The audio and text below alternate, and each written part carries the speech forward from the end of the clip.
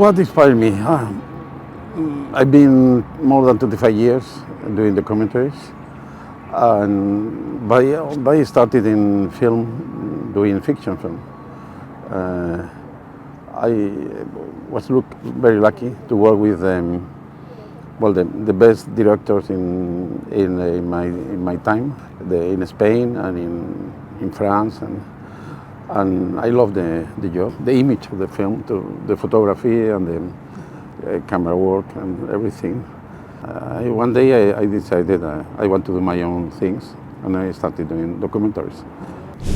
Well, the challenge, of course, is getting the money to do the film. This is the more challenging story. There are not so many ways to get the money, but in Spain you got grants from the Ministry of Culture and things like that.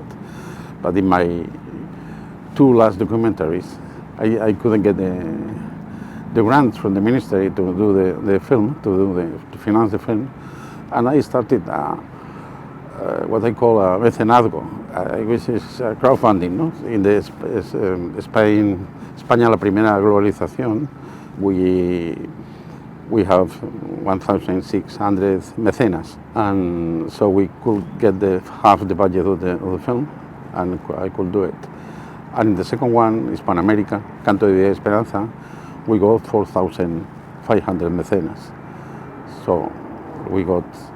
And it's great because when I have to do these films, so I didn't want to not do it because didn't get the grant. So I have to think another way of doing it. Well, I was so upset and tired of listening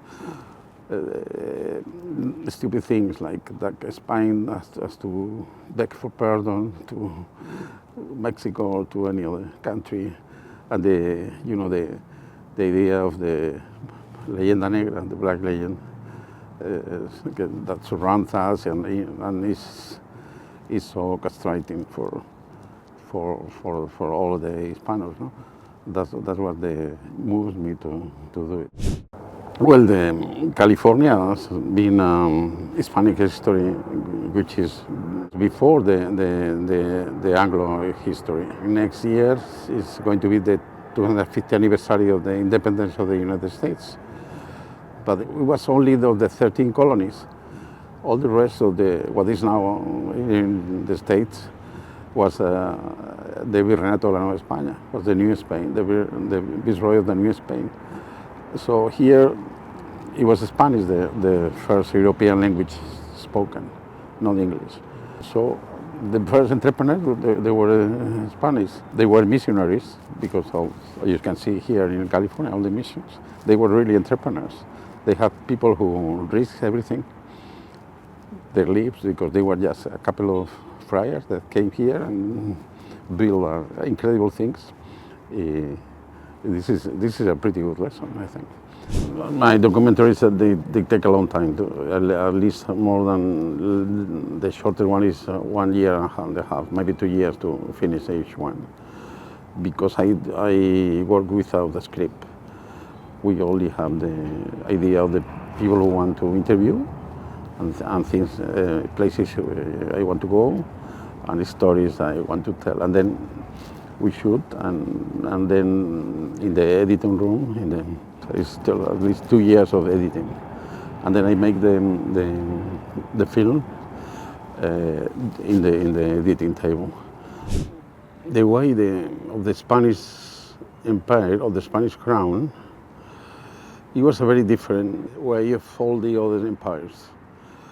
Even when the British or the French talk about colonies, really Spain didn't have colonies. They had virreinatos that were something completely different than the way the German, the French, and the British colonized the other countries. Virreinato de la Nueva España, which was Mexico, but Mexico was from Panama, from Colombia, almost to Alaska, including Filipinas and Cuba. All the Caribbean, it was part of the Virreinato of the Nueva España. It was a completely different organization that colonies, and because it allowed you know, different ways of being. It was not uniform, so you could speak Nahuatl or whatever other language, Quechua or whatever other language in the empire. To be part of the empire, you only have to be Catholic. My current project, which are now shooting here in San Jose, is a film that, well, I want to be, it has to be ready for next year, 26, in the celebration of the anniversary of the independence of the United States. And the title is We the Hispanos, the Hispanic root of the United States. I think that the people in the United States learned that this is a country that before being Anglo was Spanish, and all the Hispanos in the States, which is the second Spanish country in the world after Mexico. I think it's important for them to know that this is also a place that, in a way, belongs to them.